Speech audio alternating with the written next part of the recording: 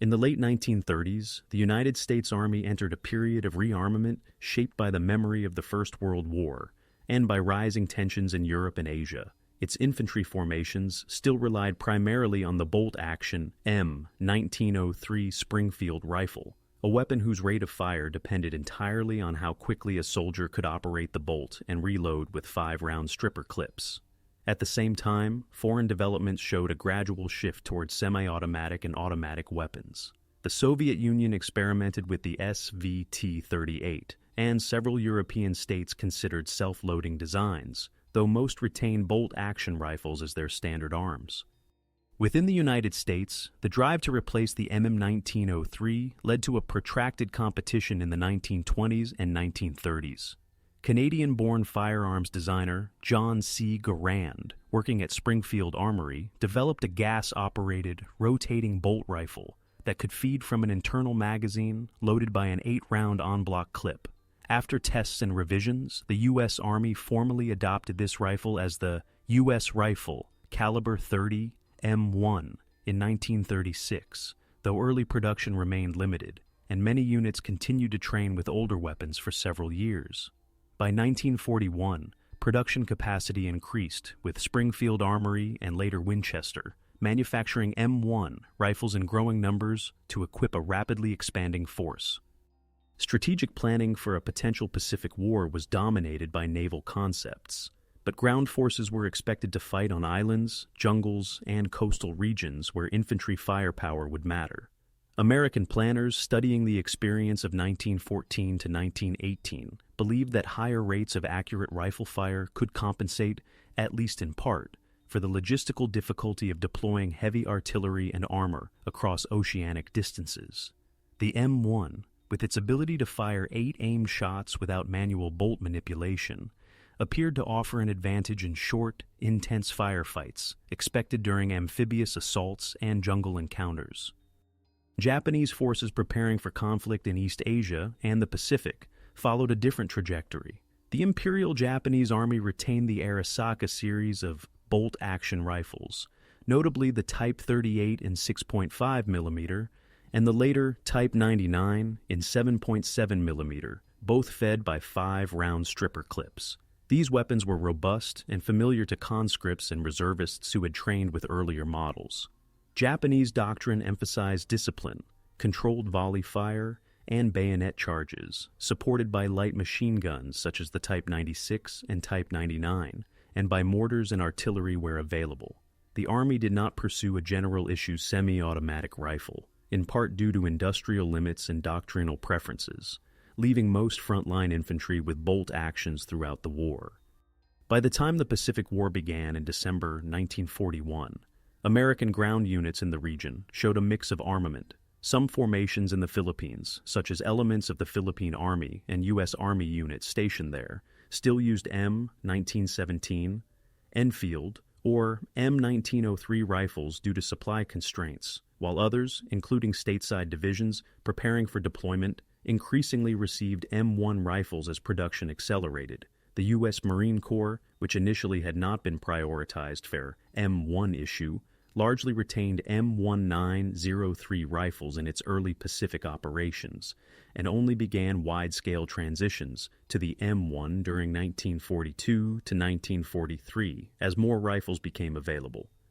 Public sentiment in the United States before Pearl Harbor was divided between isolationist and interventionist currents, but rearmament programs had already begun to channel industrial resources into mass production of small arms. The M1 Garand, along with Browning automatic rifles and machine guns, became part of a wider effort to arm millions of service members. In contrast, Japan's armaments industry was already heavily committed to ongoing operations in China, producing rifles, machine guns, and artillery within a constrained industrial base and under pressure from shortages of critical materials such as high-quality steel and non-ferrous metals. These differing industrial capacities would shape how many semi-automatic rifles the United States could send into the Pacific, and how quickly frontline units could be re-equipped after losses. Intelligence estimates on both sides included assessments of enemy small arms, but their impact on pre-war planning was limited. American observers knew that Japanese infantry primarily used bolt-action rifles and light machine guns, and emphasized bayonet training, yet pre-war doctrine still assumed that terrain and logistics would be decisive. Japanese intelligence, studying U.S. forces through reports and open sources, recognized the existence of a semi-automatic rifle, but did not systematically integrate the possibility of widespread issue into doctrinal revisions. As a result, when U.S. Army units fully equipped with M1 rifles began to arrive in the Pacific in increasing numbers from late 1942 onward, many Japanese officers and soldiers encountered a level of individual rifle firepower that had not been fully anticipated in their pre-war calculations. In December 1941, when Japanese carrier aircraft struck Pearl Harbor and ground forces moved into Malaya, Hong Kong, and the Philippines, the M1 Garand was already officially the standard rifle of the U.S. Army, but not yet universal in the Pacific. On Oahu, where the main damage was inflicted on ships and airfields, infantry units with M1 rifles saw only limited ground combat. In the Philippines, however, units of the U.S. Army forces in the Far East, USAFFE, under General Douglas MacArthur, entered the campaign with a mixture of M1 rifles, M1903 Springfields, and older M1917 Enfields, alongside Philippine Army units that often had only partial modern equipment. Japanese 14th Army under Lieutenant General Masaharu Homma landed with formations equipped primarily with Type 38 and Type 99 Arisaka rifles, supported by light machine guns and artillery organized under a centralized command structure that had been refined during years of fighting in China. As Japanese forces advanced onto Luzon and Mindanao, early firefights brought the first substantive use of the M1 in the Pacific Ground War. In some U.S. regular Army units on Luzon, entire rifle companies had been issued M1 rifles, while neighboring Filipino formations still relied on older bolt-action weapons or had shortages of small arms altogether. When these mixed forces withdrew toward Bataan and Manila Bay, the higher sustained rate of semi-automatic fire from M1 equipped platoons contrasted with the slower cadence of Springfield and Enfield fire. Japanese infantry, trained in controlled volley fire and bayonet attacks, encountered positions where individual U.S. soldiers could deliver rapid, repeated shots from cover without breaking their firing stance to operate a bolt, altering the feel of night attacks and close-range engagements in jungle and broken terrain. Command decisions about rifle allocation during the opening months were shaped by global priorities. The U.S. War Department in Washington had to equip both units destined for the European theater and those in the Pacific. Army Ground Forces Headquarters prioritized certain divisions for early M1 issue based on planned deployment dates, while the Pacific garrisons at the outbreak of war reflected earlier, pre-crisis distribution. In the Philippines, MacArthur's headquarters attempted to concentrate the most modern weapons, including M1 rifles, in key defensive areas, but shipping losses, disrupted supply lines, and the rapid pace of Japanese operations limited redistribution.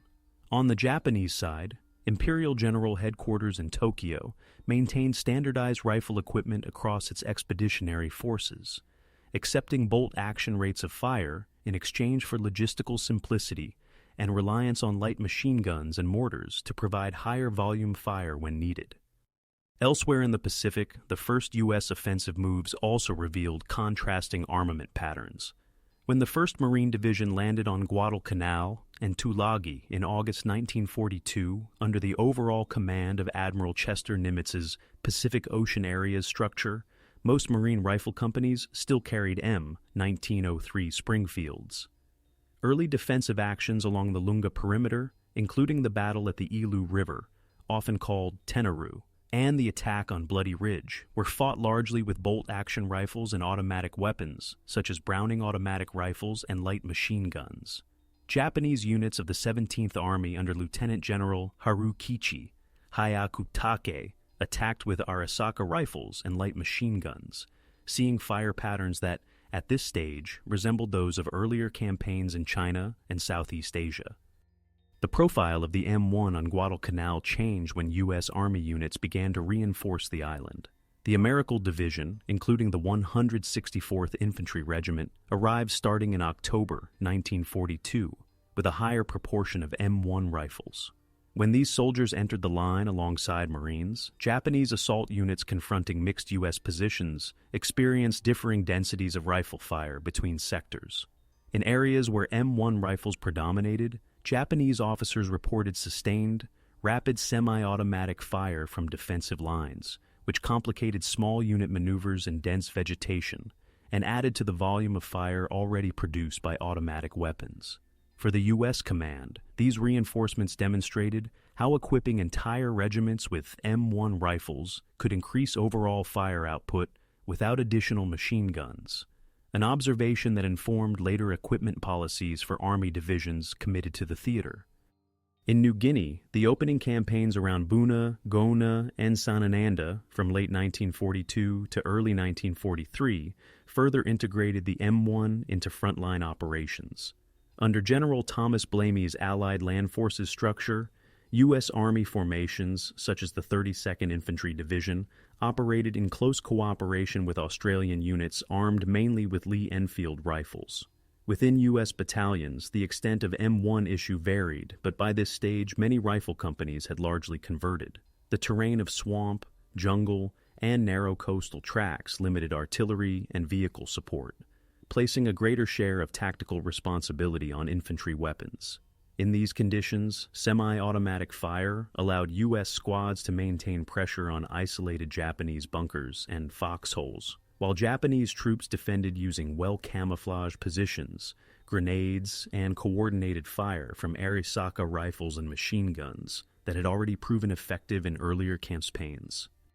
Civilians across these opening battlefields experienced the change in infantry firepower mostly as a difference in sound and intensity rather than in technical detail.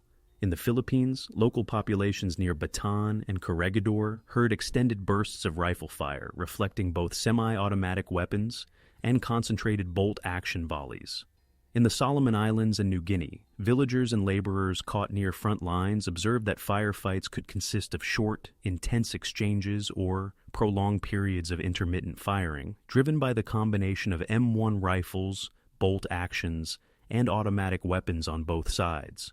For them, the distinction between rifle types was less important than the disruption of agriculture, evacuation from contested areas, and the requisition of supplies by whichever force controlled the ground at a given moment. By the end of this opening phase, the M1 Garand had moved from being a partially fielded innovation to a visible component of U.S. infantry power in the Pacific. It did not by itself determine the outcomes of the campaigns in the Philippines, Guadalcanal, or New Guinea, which depended on naval supply, air support, disease, and command decisions. However, commanders in both Washington and the Pacific theaters noted that units equipped predominantly with M1 rifles could sustain a higher rate of accurate fire at the squad and platoon level. Japanese planners facing these formations increasingly had to factor into their operational calculations an opponent whose ordinary riflemen carried semi-automatic weapons, a contrast that would become more pronounced as the war continued and more U.S. divisions entered the Pacific fully equipped with M1 rifles. As the campaigns of 1942 unfolded, planners on both sides began to adjust their strategies with small arms as one element in a broader framework. In Washington, the U.S. Joint Chiefs of Staff endorsed a Germany First policy, but they also approved a Pacific strategy that depended on successive amphibious operations across coral atolls, volcanic islands, and jungle coasts. For those landings, Army Ground Forces staff and Marine Corps planners saw infantry firepower as a key factor once troops left the protection of ships and artillery and advanced inland, often without tanks or heavy guns in the first waves. The M1 rifle, combined with Browning automatic rifles and light machine guns, was integrated into tables of organization that aimed to concentrate as many self-loading and automatic weapons as possible within each rifle platoon. Supply authorities translated these concepts into procurement and shipping priorities. By mid-war, a U.S. infantry division typically required tens of thousands of rifles to equip rifle companies, heavy weapons companies, service troops, and replacements. Production schedules at Springfield Armory and Winchester were planned so that divisions alerted for Pacific duty would be brought up to full M1 scale before embarkation. Quartermaster planners had to allocate shipping space for rifles, ammunition, spare parts, and armorers' tools alongside rations, vehicles, and engineer equipment. Where possible, older bolt-action rifles were retained in training and rear echelon roles so that the limited shipping tonnage into forward bases such as Noumea, Espiritu Santo, or Port Moresby carried primarily combat-ready M1 rifles and associated ammunition. Doctrinal manuals and training films reflected this emphasis. U.S. small unit tactics in the Pacific increasingly assumed that every rifleman could deliver rapid, aimed fire while advancing or defending. Squad formations were arranged so that overlapping fields of fire from M1 rifles could support automatic weapons, rather than treating rifles as secondary to machine guns. Live fire exercises taught soldiers to fire controlled pairs or short strings, rather than emptying clips at once, with the intention of balancing ammunition conservation against the need to seize brief opportunities in close terrain. For night defense against infiltration, company and battalion plans relied on pre-registered arcs of fire, where the ability of sentries and support squads to engage quickly without working a bolt was considered an advantage. On the Japanese side, strategic goals centered on consolidating a defensive perimeter stretching from the Kurils and Marianas through the Carolines and Solomons to New Guinea and the Dutch East Indies. Imperial General Headquarters expected battles of attrition at sea and in the air to weaken U.S. forces before they could reach the inner line. In this concept, ground forces were tasked with holding island bases and airfields as long as possible, inflicting losses through entrenched positions and local counterattacks. Rifle organization reflected pre-war doctrine. The standard 5-round Arisaka, backed by a relatively high density of light machine guns at platoon and company level, was considered adequate if combined with well-rehearsed night assaults and close combat training. No large-scale program to introduce a semi-automatic rifle was launched, in part because industrial resources were already strained by aircraft and shipbuilding demands and by commitments in China and Southeast Asia. Logistics planning for Japanese rifle units in the Pacific emphasized ammunition, machine gun spare parts, and bayonets more than new weapon types. Each division and independent mixed brigade deployed with stocks of rifle and machine gun ammunition calculated for expected operations, but resupply depended on vulnerable shipping across long sea routes. The focus on maintaining existing models simplified production, but left garrisons with limited capacity to replace losses in weapons, and to modify their small arms mix in response to changing battlefield conditions. When garrisons were isolated by Allied naval and air power, their rifle inventories usually remained frozen at the levels present on the day the sea routes were cut. Both sides employed propaganda that touched on infantry weapons, though usually as part of broader narratives. U.S. training literature and internal briefings often highlighted the M1 as a symbol of industrial capability and technological progress, presenting it as evidence that individual American soldiers were well equipped for modern war. Public-facing films aimed at domestic audiences sometimes emphasized the self-loading rifle to reinforce confidence in the armed forces. Japanese propaganda aimed at troops stressed spiritual resilience, discipline, and the martial tradition, rather than technical comparisons of rifle mechanisms. Official texts described Japanese weapons as reliable and adequate, and portrayed success as depending more on morale and leadership than on material factors. Miscalculations accompanied these plans. Some U.S. officers initially expected that an infantry force equipped with self-loading rifles would consistently dominate engagements with opponents using bolt-action rifles, underestimating the effects of terrain, concealment, and Japanese experience in constructing field fortifications. Conversely, Japanese planners often assumed that their existing combination of rifles, light machine guns, and infantry tactics would remain effective against any opponent, not fully appreciating how the widespread presence of semi-automatic rifles could shorten the warning time between detection and effective fire when their units attempted to cross open ground or conduct daylight movement. Within this framework, senior commanders on both sides issued directives that embedded rifle planning into larger operational schemes. U.S. theater headquarters in the Southwest Pacific and Central Pacific insisted that divisions slated for key assaults arrive with complete scales of M1 rifles, even if that required delaying shipment or reassigning older rifles to other theaters. Japanese area army and fleet commanders, responsible for sectors such as the South Seas Mandate or the Philippines, requested reinforcements and additional automatic weapons, but generally continued to receive formations equipped with the same rifle patterns as their predecessors.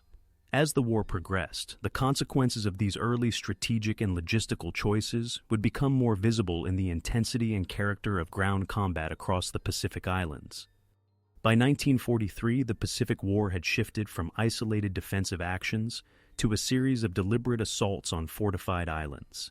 In this phase, the M1 Garand appeared not as a new experiment, but as a common sight in many U.S. Army units and, increasingly, in Marine formations. The first major test of this configuration came in May 1943 on Attu in the Aleutian Chain, where roughly 12,000 U.S. troops, primarily from the 7th Infantry Division, attacked about 2,650 Japanese defenders of the Northern Sea Detachment. The terrain of steep ridges, snow, and fog limited visibility and made crew-served weapons difficult to move, pushing much of the burden onto individual riflemen. In these conditions, U.S. soldiers advanced with M1 rifles slung or at the ready, while Japanese infantry held positions with Arisaka rifles and light machine guns sighted to cover ravines and passes. At short distances on Attu's ridgelines, the characteristics of the opposing rifles were experienced directly by the participants. U.S. accounts describe closing to ranges where targets appeared suddenly through fog, prompting rapid firing without time to cycle bolts carefully. Japanese soldiers, many of whom had previously fought in China, used the same techniques they had applied there: single-aimed shots from concealed positions, followed by relocation when possible. In the final large-scale Japanese counterattack on May 29th, when several hundred defenders attempted to break through U.S. lines in a concentrated charge, U.S. positions responded with continuous small arms fire, including M1 rifles, Browning automatic rifles, and machine guns. Japanese survivors of the Aleutian fighting later noted the density of defensive fire they faced, while U.S. units recorded heavy casualties in the sectors penetrated before the assault was halted. Civilian involvement around Attu was limited because the indigenous population had been removed earlier by Japanese forces and transported to camps in northern Japan, while residents of nearby Aleutian Islands under U.S. control had been evacuated to internment camps in Alaska. For these communities, the clash of rifles and artillery on Attu was experienced indirectly through displacement, loss of homes, and the later return to damaged settlements. The tactical confrontation between M1 and Arisaka rifles was thus only one component of a wider process that temporarily depopulated parts of the Aleutians in the name of military necessity. Further south, in the New Georgia Campaign from June to August 1943, the clash of small arms took place in dense jungle and around airfields. U.S. 14th Corps, including elements of the 37th and 43rd Infantry Divisions and Marine units, fought against Japanese forces of the 17th Army, defending Munda Airfield and surrounding positions. By this time, U.S. Army infantry battalions in the theater were largely equipped with M1 rifles, while some Marine units were transitioning from M1903 Springfields to M1S as stocks became available. Japanese units again relied on Arisaka rifles, light machine guns, and mortars, with weapons supplied over long sea routes, increasingly threatened by Allied air and naval forces. In the New Georgia jungle, engagement ranges were often under 50 meters. Patrols met unexpectedly on narrow paths. Platoons tried to approach bunkers masked by vegetation. U.S. squads used the ability to fire several aimed shots in rapid sequence to cover advances or withdrawals, while Japanese units exploited night movement and knowledge of the ground to approach within grenade range before firing. Terrain and climate affected both sides equally. Rifles had to function in rain, mud, and humidity, and soldiers on both sides spent time cleaning weapons to reduce malfunctions. Local Solomon Islands inhabitants, sometimes recruited as scouts and carriers, observed that regardless of rifle type, the fighting brought prolonged noise, damage to gardens and villages, and movements of troops through their lands that they could not control. The assault on Betio Island in the Tarawa Atoll in November 1943 marked a further stage in the employment of M1 rifles in the Pacific. Here, about 18,000 personnel of the U.S. 2nd Marine Division attacked a Japanese garrison of roughly 4,800 men, including Special Naval Landing Force and construction troops, defending a heavily fortified airstrip and coastal works. By this time, most frontline Marine riflemen on Tarawa carried M1 rifles, though some Springfields remained in use for rifle grenade launching. Japanese defenders, equipped with Arisaka rifles, machine guns, and coastal guns, occupied concrete and coral pillboxes, trenches, and dug in positions designed to sweep the beaches and lagoon with fire.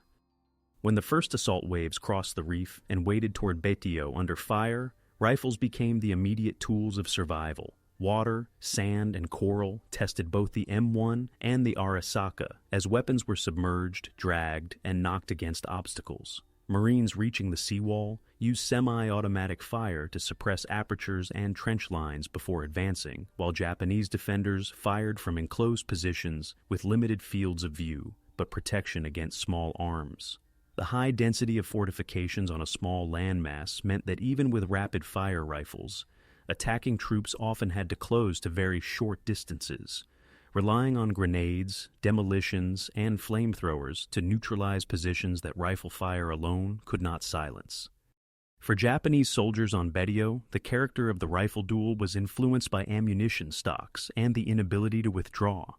Isolated in the Central Pacific and dependent on pre-war shipments, the garrison fought with the weapons and supplies already on the island when the invasion began.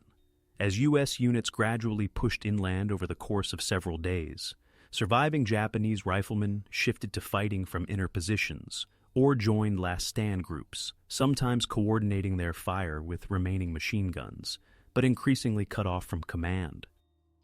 Gilbert Island civilians had mostly been removed from Betio before the battle, or kept away from the immediate fortress area, but in the wider atoll, the population witnessed the transformation of a local administrative center into a battlefield zone. After the fighting, they returned to an environment marked by destroyed buildings, unexploded ordnance, and altered shorelines.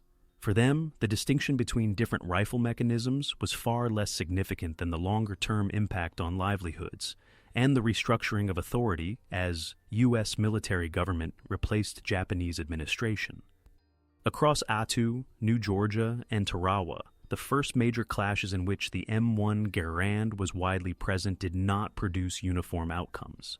In each case, the interaction of terrain, fortifications, logistics, and command decisions determined the course of operations. Yet, participants on both sides registered the way that sustained semi-automatic fire shaped local engagements, from mountain passes in the Aleutians to sand berms on Betio. These experiences fed back into planning for subsequent operations, as U.S. commanders refined assault techniques, and Japanese garrisons adjusted defensive drills in anticipation of further landings, where the ordinary rifleman on the attacking side carried a self-loading weapon. From early 1944, the tempo of Pacific operations increased as U.S. forces launched successive offensives across the Central and Southwest Pacific.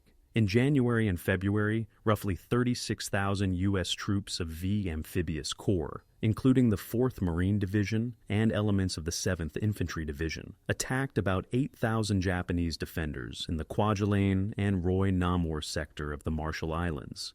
Rifle companies entered combat with high proportions of M1s, supported by automatic weapons and tanks. Japanese garrisons, armed with Arisaka rifles and machine guns, fought from bunkers and trenches constructed on coral atolls where there was little depth to the defense.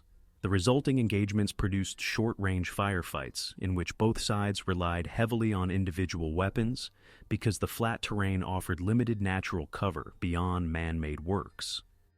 As operations moved westward to the Marianas in June 1944, the scale and consequences of these clashes intensified. On Saipan, about 71,000 U.S. Marines and Army troops of V Amphibious Corps faced approximately 31,000 Japanese Army and Navy personnel. The Japanese command treated the island as a key outpost protecting the home islands, while U.S. planners saw it as a base from which long-range bombers could reach the Japanese archipelago. The high casualty rates on both sides during weeks of fighting reflected not only artillery and naval gunfire, but also the repeated use of small arms at close range in cane fields, villages, and hills.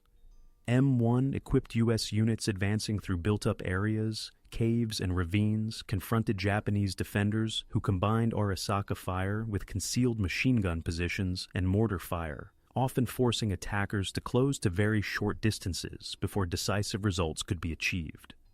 The crisis dimension of Saipan was felt beyond the battlefield. For Japan, the loss of the island and the near annihilation of its garrison signaled that the outer defensive line had been breached. In the final large-scale counterattack, often described as a mass charge, several thousand Japanese troops attempted to drive through U.S. lines. U.S. positions, armed with M1s, Browning automatic rifles, and machine guns, delivered sustained fire into dense formations, while Japanese soldiers advanced with rifles and bayonets, some with limited ammunition. Casualties among the attacking units were very high, and U.S. formations in the sectors struck also recorded significant losses before the attack was contained. On the civilian side, thousands of local inhabitants, including Japanese settlers and indigenous Chamorro and other islanders, were caught between advancing and retreating forces, experiencing bombardment, shortages, and displacement. For many, rifle fire was one element in a wider pattern of destruction and upheaval. On Guam, where about 59,000 U.S. troops of 3rd Amphibious Corps confronted around 18,000 Japanese defenders, similar patterns emerged with local variations. The island's larger size and more varied terrain created prolonged engagements in jungle, ridges, and coastal areas. U.S. units used semi-automatic rifle fire to sweep suspected positions and to respond rapidly to small Japanese infiltration groups during night attacks. Japanese companies, in turn, continued to exploit terrain and night movement, striking outposts and then withdrawing.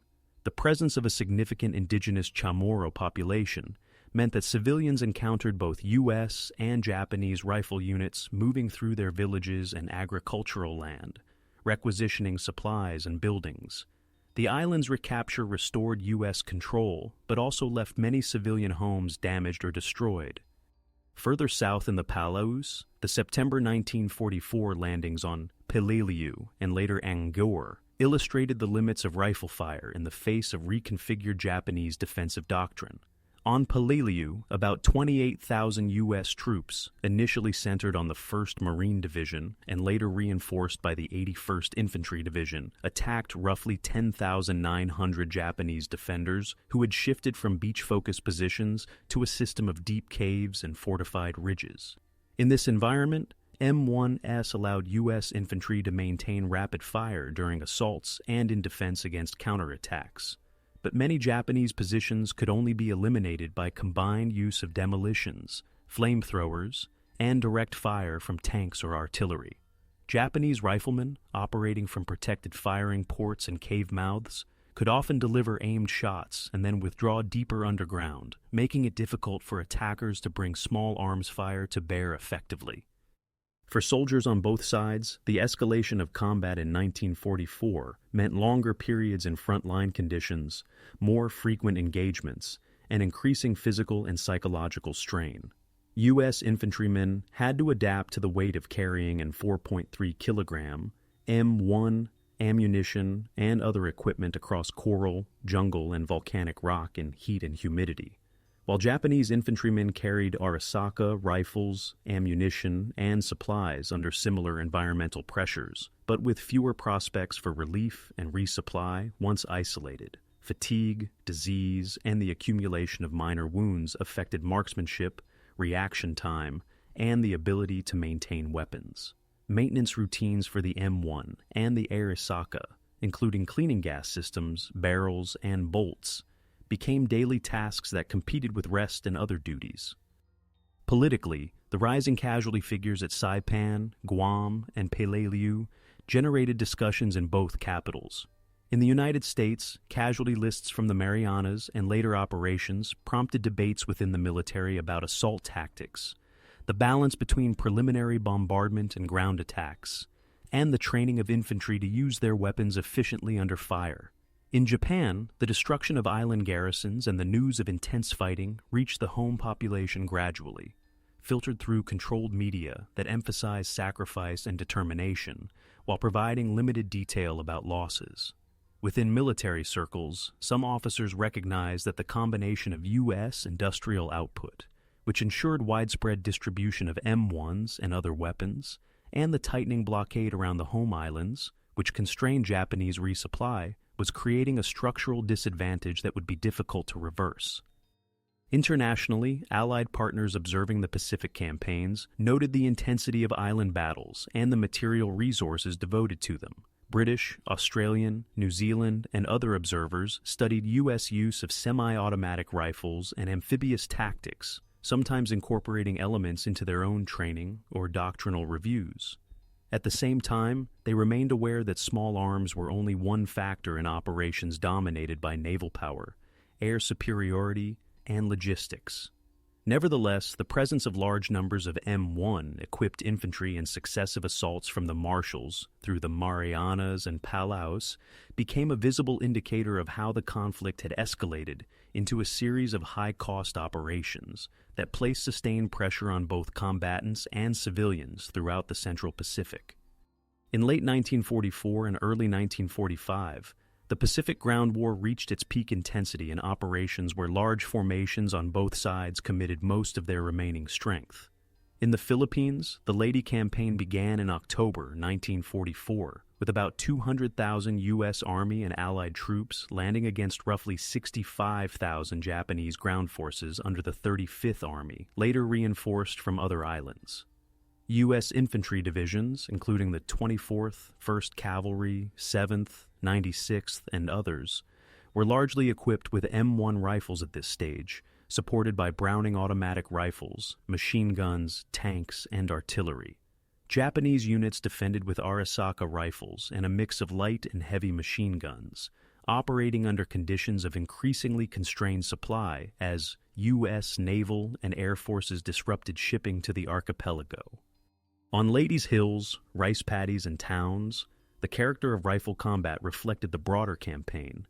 U.S. battalions advancing through rain-soaked terrain used semi-automatic fire to break up Japanese counterattacks and to clear villages and ridgelines, while Japanese companies conducted local counterattacks and night infiltrations, often closing to grenade range before revealing their positions.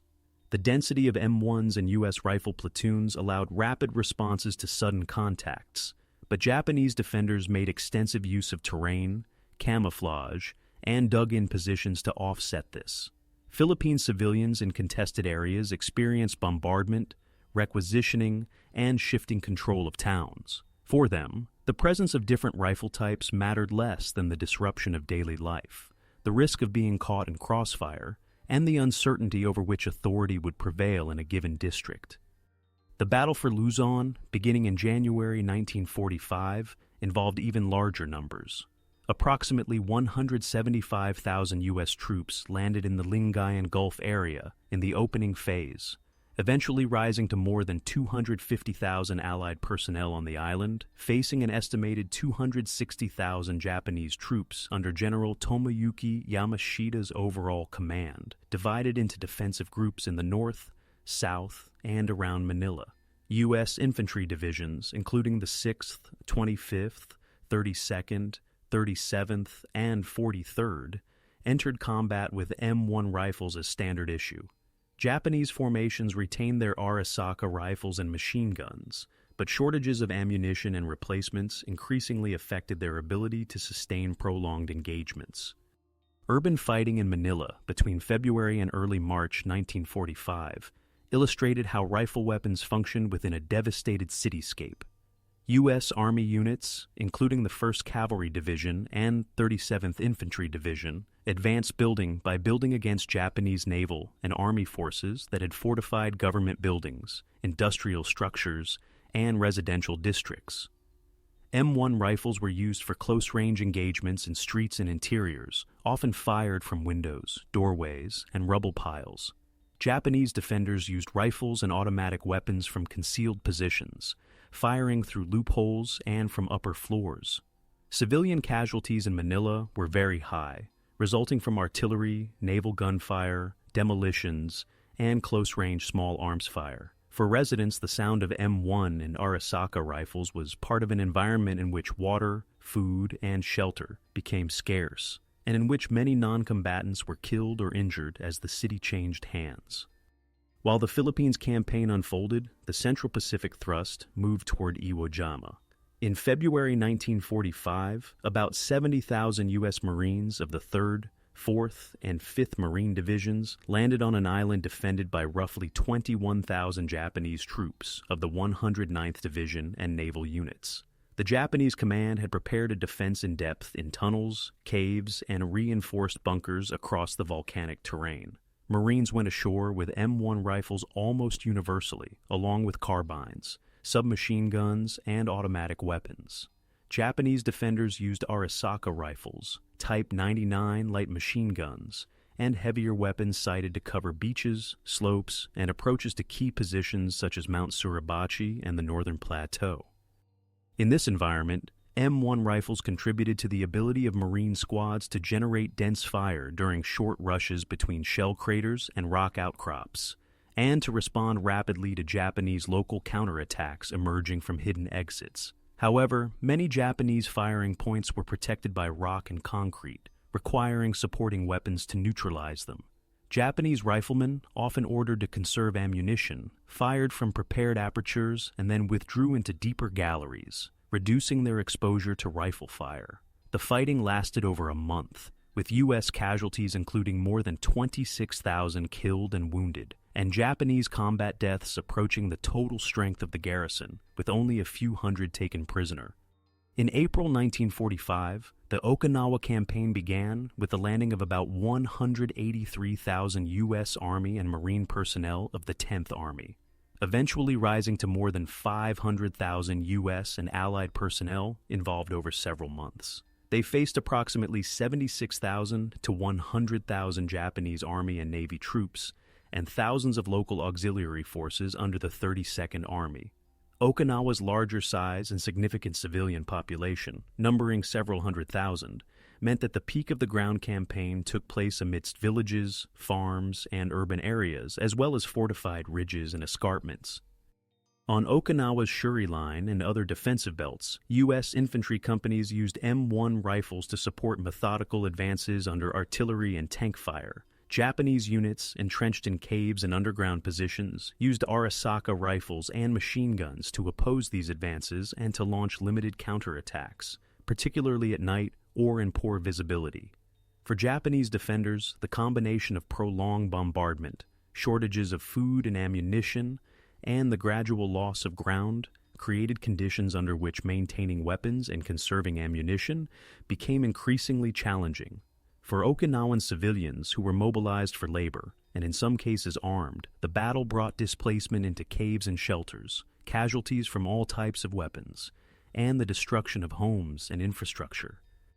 At this peak stage of the campaign, the technical contrast between a semi-automatic M1 and a bolt-action Arisaka interacted with broader factors: numerical strength, supply, artillery availability, and the ability to replace losses.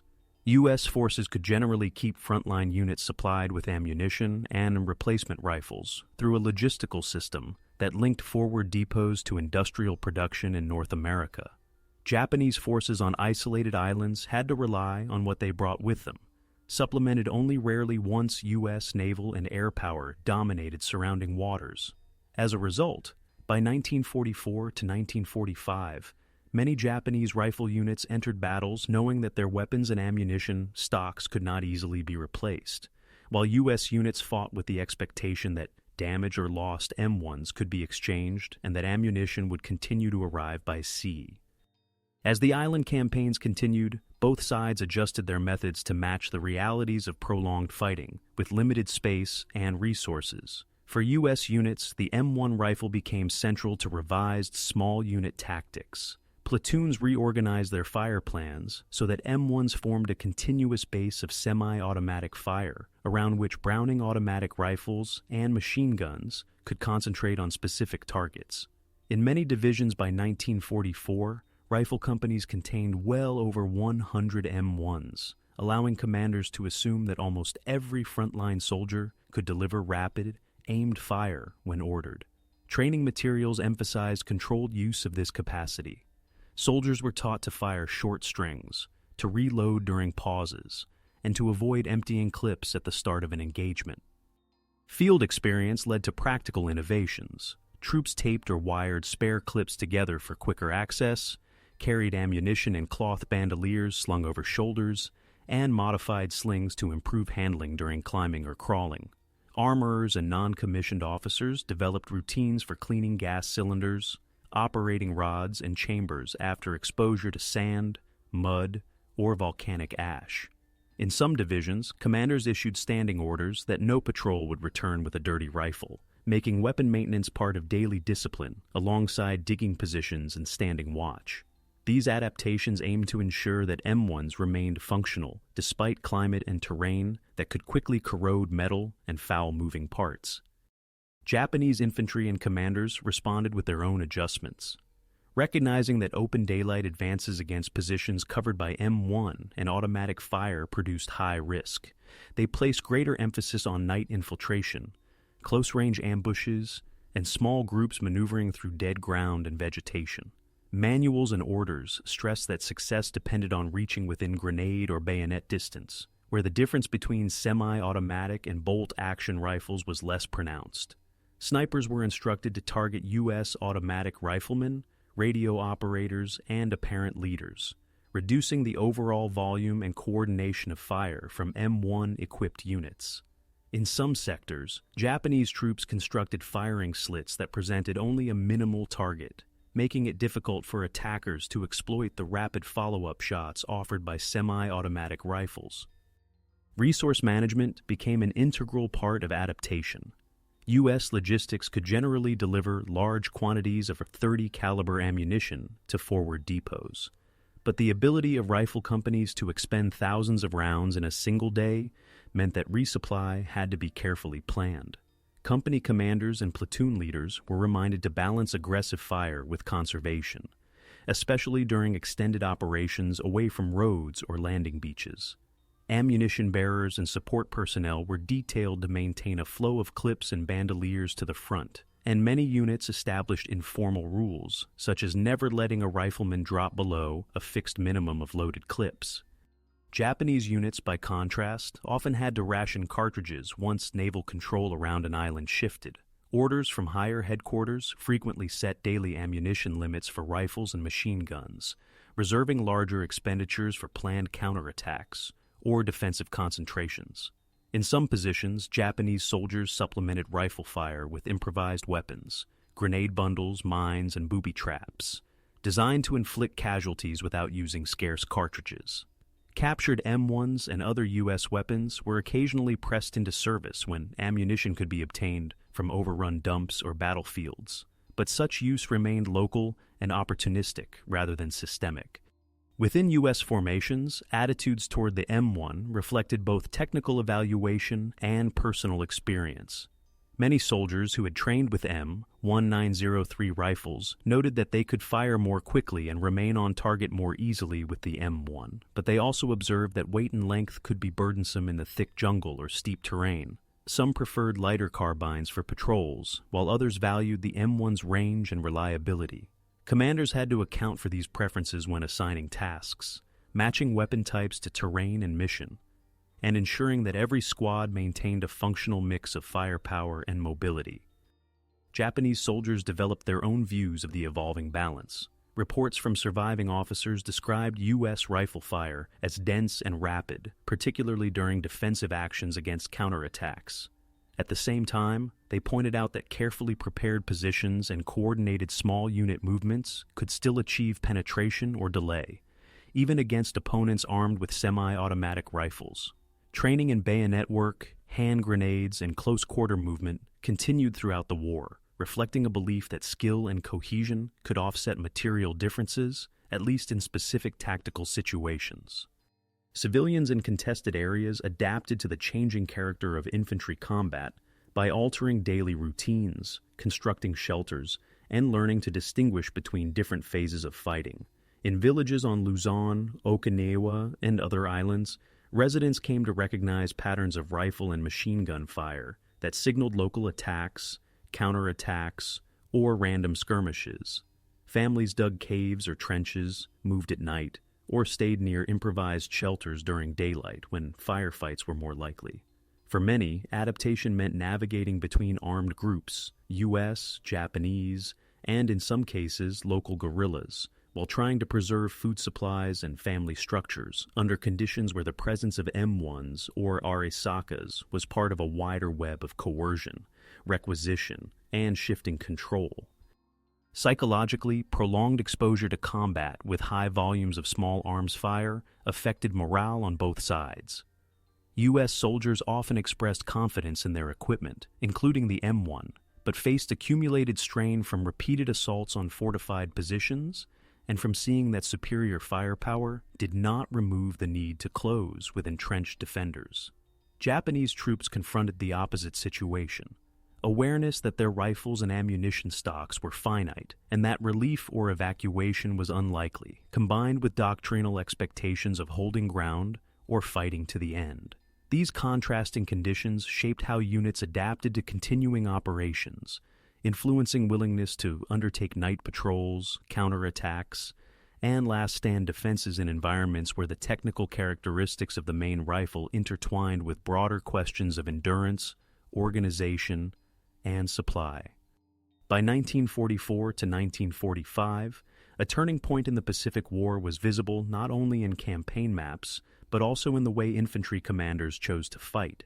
Earlier in the conflict, some Japanese units had relied on large-scale night or dawn attacks to break U.S. lines, as seen in counteroffensives on Guadalcanal, Attu, and Saipan.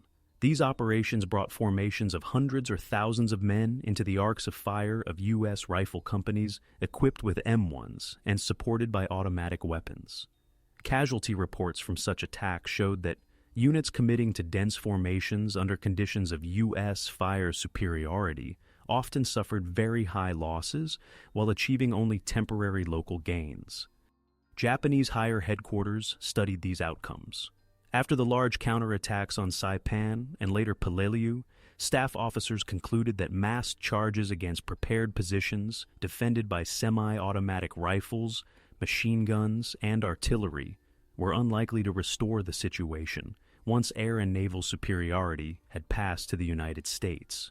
Orders issued for later island defenses, including Iwo Jima and Okinawa, directed garrisons to conserve manpower by avoiding early, large counterattacks, and instead to rely on defense in depth from caves, tunnels, and fortified ridges. The intention was to inflict sustained casualties over time, using carefully controlled rifle and machine gun fire, rather than to risk entire battalions in single assaults. On the U.S. side, a parallel reassessment occurred.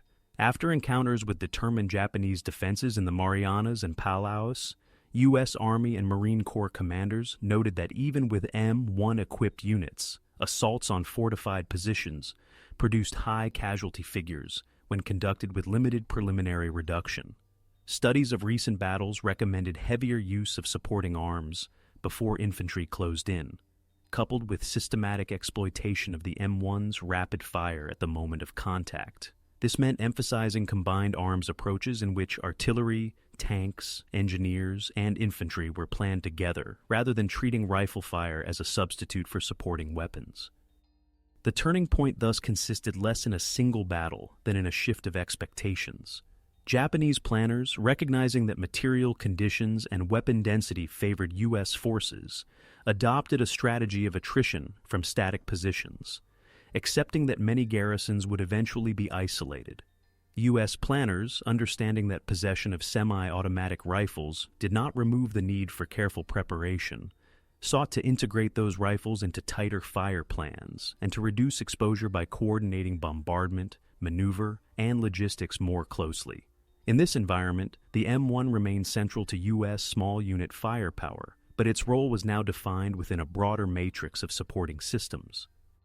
At the tactical level, this shift could be seen in the pattern of engagements. On later islands, Japanese attacks more often took the form of small groups moving at night, attempting to infiltrate lines, raid command posts, or destroy artillery positions. U.S. sentries and outposts, armed with M1s, responded with short bursts of semi-automatic fire at very close ranges, while flare pistols, mortars, and machine guns completed the defense.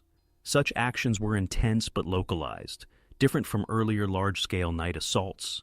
The goal for Japanese units was to harass and delay, not to reoccupy major terrain features. For civilians, the turning point was experienced in the duration and structure of battles. On earlier islands, major assaults and counter-assaults sometimes produced rapid shifts of control, with communities passed back and forth between forces. In later operations, especially on Okinawa, the prolonged nature of static defense meant that front lines moved slowly, but bombardment and small arms fire continued for weeks or months. Families sheltered in caves or dugouts, while rifle fire above ground marked the incremental advance of U.S. units and the gradual withdrawal or destruction of Japanese positions. Within both militaries, internal analyses during and after these campaigns acknowledged that rifle technology had contributed to this evolution. U.S. reports concluded that issuing a semi-automatic rifle as standard infantry equipment had been effective, particularly in defense against attacks and in mobile engagements, but also recognized that its benefits depended on training, maintenance, and integration with other arms. Japanese assessments noted that their existing bolt-action rifles remained functional and accurate, yet they recorded that in open or semi-open terrain, their infantry faced a disadvantage in the volume of fire that could be produced at short notice by U.S. squads.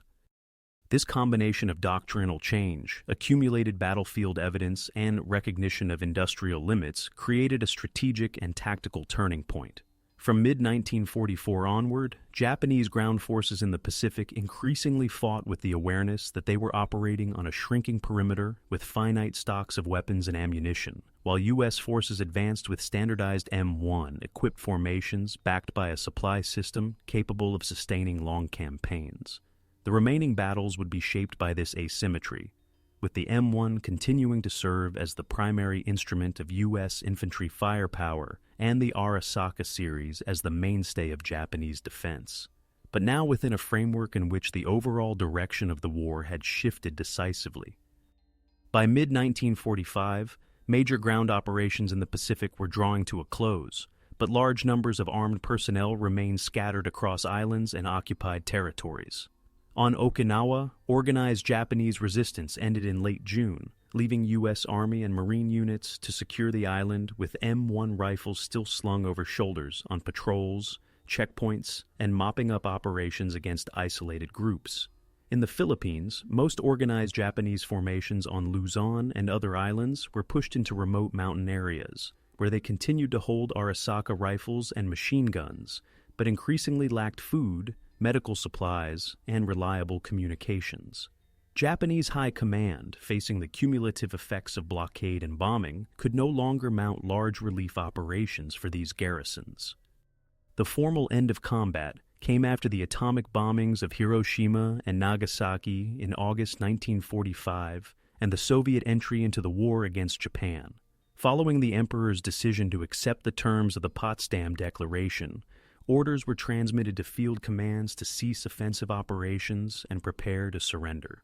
In many locations, this meant that Japanese soldiers who had fought for months or years with Arisaka rifles now received instructions to stack their weapons and remain in place until Allied forces arrived. U.S. units entering former battle zones and bases came ashore or advanced inland with M1s loaded but unsafe, prepared for the possibility of isolated resistance or misunderstanding during the transition from combat to occupation. On major islands such as Luzon, Formosa, Taiwan, and parts of the Dutch East Indies, surrender ceremonies were followed by systematic disarmament. Allied officers supervised the collection of small arms into centralized depots, where rifles, pistols, and machine guns were counted and stored. Long rows of Arisaka rifles accumulated at airfields, ports, and barracks as Japanese units turned over their equipment. In some areas, local guerrilla forces that had been armed with a mix of captured Japanese weapons and U.S.-supplied arms also participated in disarmament or integration into new security structures. U.S. troops, still equipped with M1 rifles for security duties, guarded depots, processed prisoners, and monitored transport routes, shifting their use of the weapon from offensive assaults to checkpoint control, escort, and deterrence of disorder. The immediate human consequences of the fighting became more visible once large-scale operations ended. Across the Philippines, estimates of civilian deaths from the 1941 to 1945 period reached into the hundreds of thousands, with destruction concentrated in urban centers such as Manila and in rural areas that had seen repeated battles. On Okinawa, civilian casualties numbered in the tens of thousands, with additional deaths from disease and malnutrition in the months after the battle. Japanese military losses in the Pacific, including killed and missing on islands from the Aleutians to New Guinea and the Central Pacific, totaled several 100,000. U.S. ground and naval forces in the theater suffered more than 100,000 killed and many more wounded. For survivors, the end of rifle fire did not immediately restore normal life. Infrastructure, housing, and agricultural systems required extensive reconstruction. Prisoners of war and interned civilians formed another part of the aftermath. Japanese soldiers captured in the Philippines, Okinawa, and other locations were assembled in camps under Allied Guard, where M1 armed sentries enforced rules and prevented escapes or violence. Conditions varied by camp and by time, influenced by local supply, disease, and administrative capacity.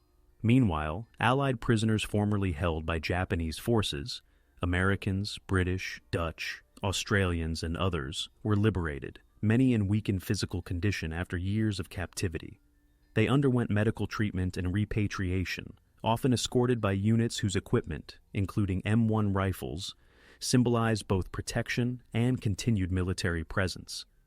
In occupied Japan itself, the arrival of Allied forces turned the M1 and related small arms into visible markers of a new authority. U.S. Army and Marine units landing at Yokosuka, Tokyo, and other ports carried M1 rifles as standard equipment, but their mission now centered on supervising demobilization, overseeing the dissolution of Japanese military institutions, and supporting the establishment of new political structures. Japanese soldiers returning from disbanded units did so largely unarmed, having surrendered their rifles and collection points in the home islands or abroad. Civilian life in Japanese cities, heavily damaged by air raids, resumed under rationing and strict controls, with occupation forces present in streets, public buildings, and transportation hubs. For many individuals, the end of combat was marked by the physical act of relinquishing or retaining a rifle. Japanese conscripts and career soldiers turned in Arisaka rifles that had accompanied them through multiple campaigns. Some U.S. servicemen retained M1 rifles temporarily during occupation duty, and sometimes obtained Arisakas or other weapons as authorized or unauthorized souvenirs, later subject to regulations governing war trophies. In rural villages across the Pacific, local inhabitants who had spent years navigating between armed groups now faced the task of clearing unexploded ordnance, rebuilding homes, and replanting fields. The presence or absence of M1s and Arisakas in their surroundings became one indicator that the period of large-scale military confrontation was ending, even as shortages, displacement, and administrative change continued to shape their daily experience. In the decades after 1945, the M1 Garand and the Arisaka rifles followed different paths, but remained linked in historical analysis of the Pacific War. The United States had produced roughly 5.4 million M1s by the end of the conflict, while Japan had manufactured many millions of Type 38 and Type 99 rifles over a longer period for service in China, Southeast Asia, and the Pacific. After the war, large stocks of M1s were retained, refurbished, and issued to new U.S. units, Allied armies, and emerging security forces, while captured and surplus Arisakas were collected, scrapped, or redistributed in limited quantities through surplus markets and local arsenals. Within military institutions, the Pacific campaigns became case studies on how small arms technology interacts with doctrine and logistics. U.S. training schools treated the M1 as evidence that a general-issue semi-automatic rifle could be maintained and supplied on a global scale. Lessons drawn from island fighting emphasized that higher individual rates of fire could support flexible small-unit tactics, particularly in defense and in short-range engagements, but also stressed that ammunition expenditure must be managed and that small arms could not substitute for artillery, armor, or air support. Japanese post-war studies, conducted by former officers under Allied supervision or in later national institutions, recorded that the Arisaka series had been reliable and adequate as a mechanism, but that material constraints had limited the ability to experiment with newer designs during the war itself. For veterans, the meaning of these weapons was often personal rather than technical. U.S. former soldiers and Marines described the M1 as a tool they had carried on patrols, landings, and occupation duty, associating it with specific islands, units, and comrades. Japanese veterans remembered Arisakas in similar terms, as standard equipment that had accompanied them from training depots to front lines and, in many cases, into captivity or demobilization. In post-war memoirs and interviews, some emphasized accuracy, recoil, and handling. Others focused on the circumstances under which rifles were used or surrendered.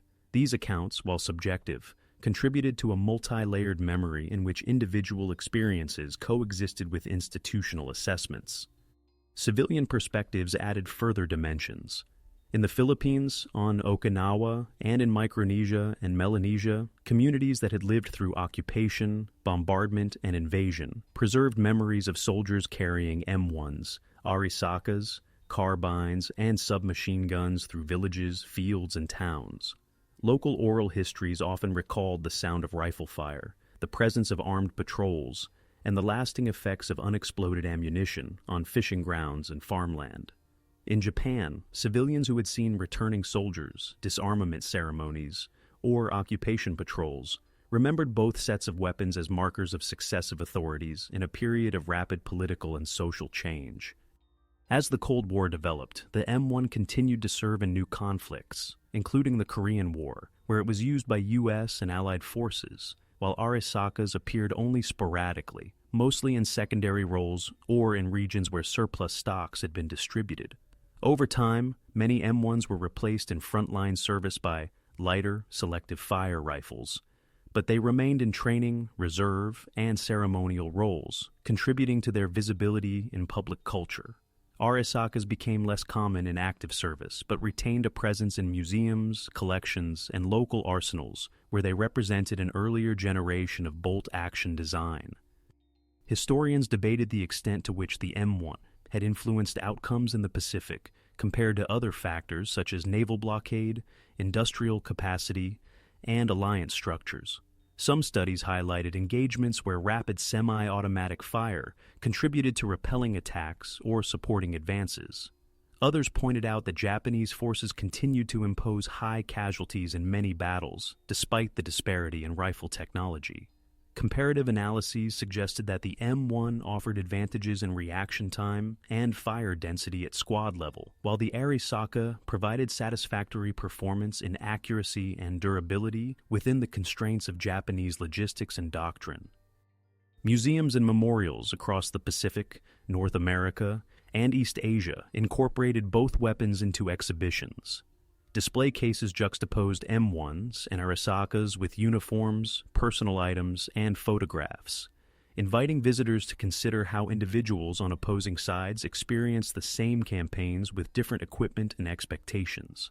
Interpretive texts often placed the rifles within broader narratives of mobilization, occupation, resistance, and reconstruction, rather than treating them solely as technical artifacts.